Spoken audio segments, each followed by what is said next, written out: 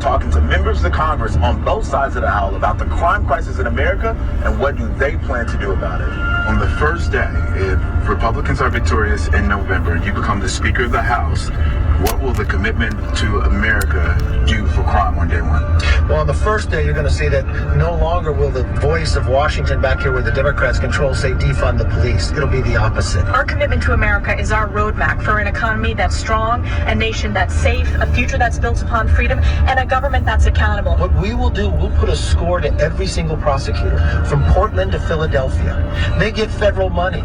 We'll actually sit there and have the debate. Do they deserve the federal money if they're not upholding the law? A lot of the crime that's perpetrated, the majority of it is black on black. What do you think we can do about that as a community? The most important thing is how do we deal with this long term? We have to get out kids These are all Republicans. who can not read and write.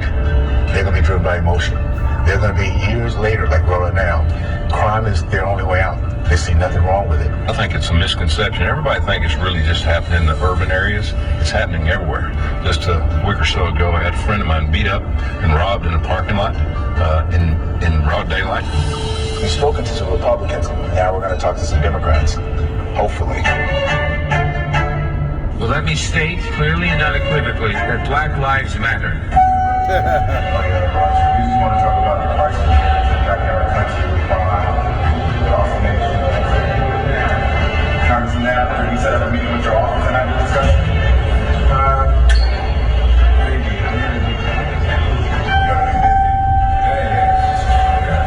Tomorrow, does that work?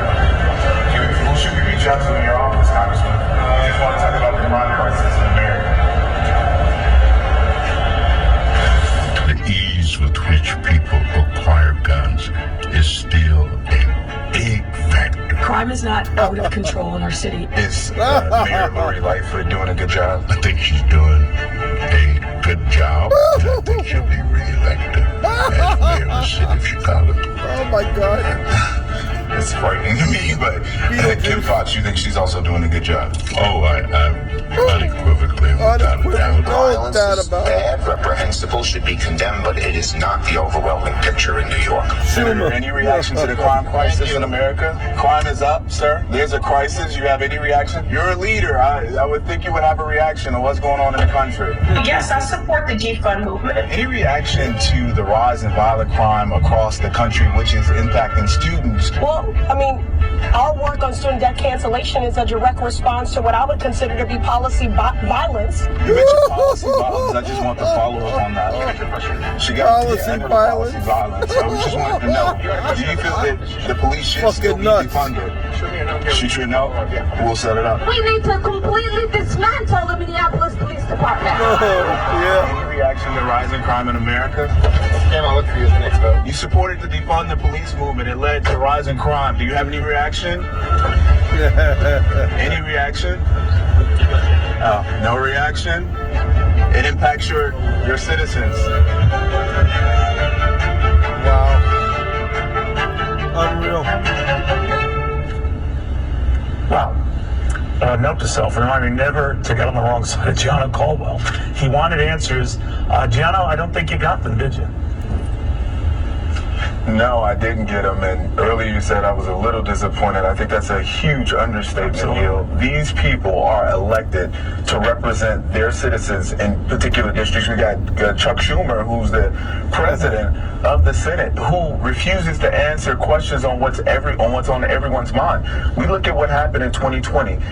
Murder rate increased nationally by 29%. You look at the FBI report that just came out. It was saying that what happened in 2020 and 2021 was fairly consistent.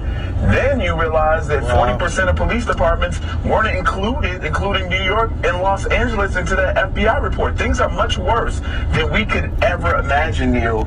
And the citizens of this country are paying a price for those who said they wanted to defund the police, for those who said that police weren't needed in our communities, and we're seeing the exact opposite here today, Neil. You know what's so wild about it? And we've heard it from Mayor Lori Lightfoot herself in Chicago, where tragically your younger brother Christian was killed, it's fine there. That this is an exaggeration. Yeah. She was lecturing the CEO of McDonald's not too long ago for making a big deal about crime. Right now, Tyson's is moving out of the city because of crime, and yet it's not a problem, or it's an exaggerated problem. What did you think of that? Well, I think first and foremost, either Lori Lightfoot is gaslighting or attempting to gaslight, or she's just so inept that she doesn't understand that this is a real issue. My concern, especially after tragic shootings and murders of so many people, including my baby brother Christian, who was murdered on June 24th, is Chicago's going to end up looking like Detroit. Businesses are going to leave. They're going to go somewhere else. They're going to go to Miami. They're going to go to other places where people actually feel safe and want to live and work. And then what happens to the city? It becomes a destitute city. Then you're really in trouble, because Detroit still hasn't recovered from things that we seen back in the 60s. That is a problem, Neil, and we need our leaders to wake the hell up. That's what they need to do. They need to wake up and recognize that this is an issue that's impacting everyone. This isn't a Republican issue. It's not a Democrat issue. It's a humanity issue, and they need to start listening. I'm out for justice, Neil, for those, my little brother, and those that are like him, innocent victims of this crime crisis in America, and I will not stop. That's why I went to D.C. I wanted to do it. It was burning sensation in my heart that I needed to get out there and talk to these elected officials who are running the country. And I was extraordinarily disappointed, but the fight does not stop. We're going to continue on, and we're going to continue to strive for answers and solutions to the violence across our country now. You know, Gianno, I'm sure they all know you're a very recognizable face, and your brother is an international story and what you've been dealing with. So I found it doubly insulting for them to dismiss or wave you off after what you've been through and the passion you bring to this. And I'm thinking to myself, if they can treat someone who has experienced this sort of loss and is looking for answers, my gosh, how are they going to be just talking to anyone about this, if they talk about it at all? Well, and that's the point, Neil. They're not looking to talk about it. We look at the polling data, 77% of Americans believe that crime is a major issue for them. When you talk about the Latino community, this is the #2 issue in their book. When you're thinking about this, just generally speaking, when it comes to the election and the midterms are around the corner, Republicans have a big edge on the crime crisis in America because people want them to fix it. So Democrats, of course, don't want to talk about it, but the problem is they exacerbated it, talking about we got to defund the police, and we don't really need them for anything, but yet they have security and they pay them hundreds of thousands of dollars a year, if not a month, to protect them.